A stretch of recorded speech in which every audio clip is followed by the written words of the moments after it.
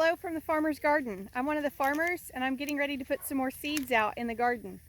So last week on Friday, we pulled up a whole bunch of first planting things, got the ground disked up, and Brandon kind of made some beds. We're not real worried about it this time. Got some new drip tape down.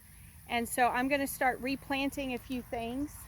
I'm going to start with cucumbers, get them going. I've got some yellow squash seeds. I will have to go and get some more zucchini seeds, so won't get that in the ground today. And then hopefully I'll get out some radishes and some spinach. And then in the next few days we'll do carrots as well. So I'm going to turn this around so you can kind of see what the garden looks like right now. Alright, so Brandon disked it on Friday, and then we got 6 inches of rain, over 6 inches of rain on Wednesday. So when he disked it, he was like, it's so hard, it's so dry, it's not disking well. That probably would not have been the case if he had been available to disk it today, but he's not. So it's ready now.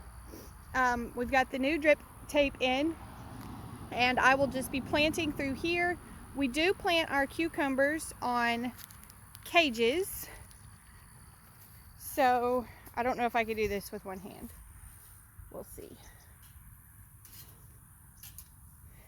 So what we'll do is we've got several of these. These are old tomato cages that we've cut open, and we just poke one end in the ground like this and stretch the other end out like this, and then we will plant beside it.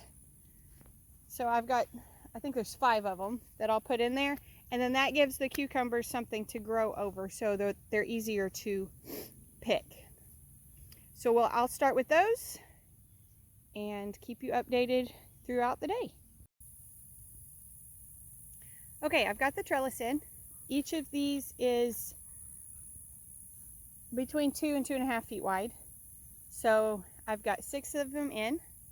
We've got 12 to 15 feet of cage here, and we will plant on both sides. I've got a poker, and I'm just going to go in and poke about every 6 inches.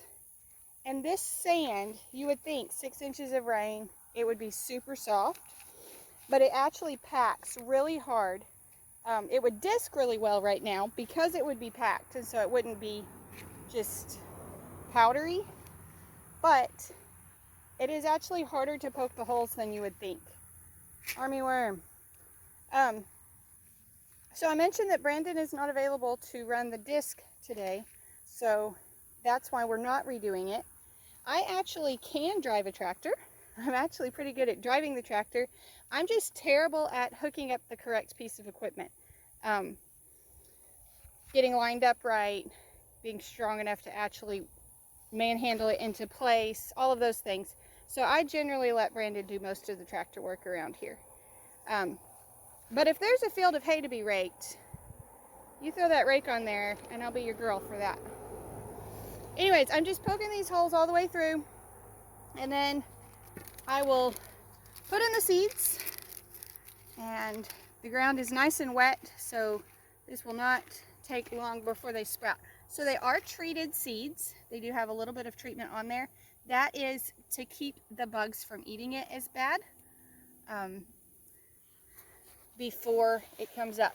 Other seeds have treatment on them that is inoculum, which would be to help them with nitrogen fixing.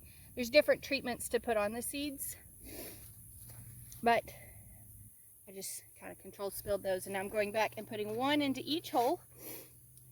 I would suggest, if you are planting seeds and you don't know for sure how old they are, do more than one in a hole. Because we're irrigating this, I could easily put 2 in a hole, but I'm not going to. But if you're not sure how well your seeds are going to sprout, put 2 or 3 in there just to be sure that one of them comes up. If they end up crowded, you can pull one out later. But that's all I'm going to do to plant the cucumbers. Okay, cucumbers are all in the ground. Once I get the seed in, I just use my finger and push just a little bit of dirt over them. Like I say, this ground is super wet, so I expect those to be up in the next few days for sure. And because the armyworms are still so bad, we will need to watch those carefully and keep them treated to keep the armyworms from eating them. So next in this row is going to be yellow squash.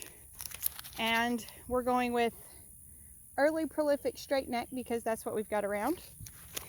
And I did go back for my sharper planting stick. This is what my Pop used to plant corn, I believe. He would poke his holes with this. So it's a little bit sharper than the one I had, and I'll poke my holes. We do put them a little closer to the tape for squash, if I can get that where you can see it.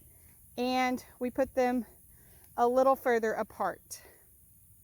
So I'm going to be doing this for the squash, and then going back and dropping the seed in, and then pushing that little bit of dirt over to cover it, just like I did on the cucumber. All right, from here back to the cages is squash. Not much to look at there. We poke holes, we put in a seed, we cover it up.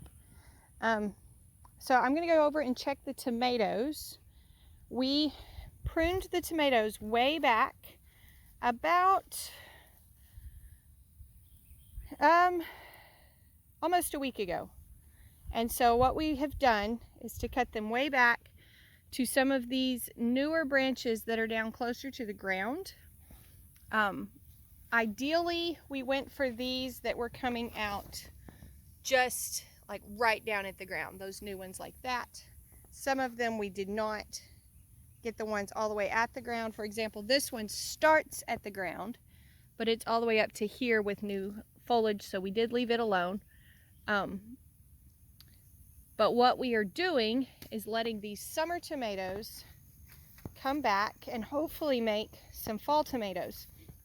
We do have fall tomatoes started in seed trays. Those will hopefully be going into the greenhouse. It's been ordered and will be here in a few weeks, and then we'll get it put up. But those will be more like winter tomatoes. So these are hopefully going to be the fall tomatoes. You can see this one is even blooming again. And this is a Sweet Million, so those really good cherry tomatoes. Looky there. It even has a baby. Oh, two babies. One there and one there. So they're coming back, and we'll let them do their thing. We'll keep the weeds out of them and give them the best shot and let them do some fall tomatoes for us. All right, so all the little helpers are out with me now. We are planting radishes. On this section right through here, we have the white radishes that everybody loves so much this spring. And then in this section here, we've got gumball mix. So it will be yellow, white, and red. And all we're doing is breaking up the ground, sprinkling the seeds, and then I'm having the kids kind of walk it 2 or 3 times to tramp them in. Can y'all walk them in, please? So you can see the seeds are here. All those seeds scattered, and then they're just kind of stepping them in to get some good soil contact.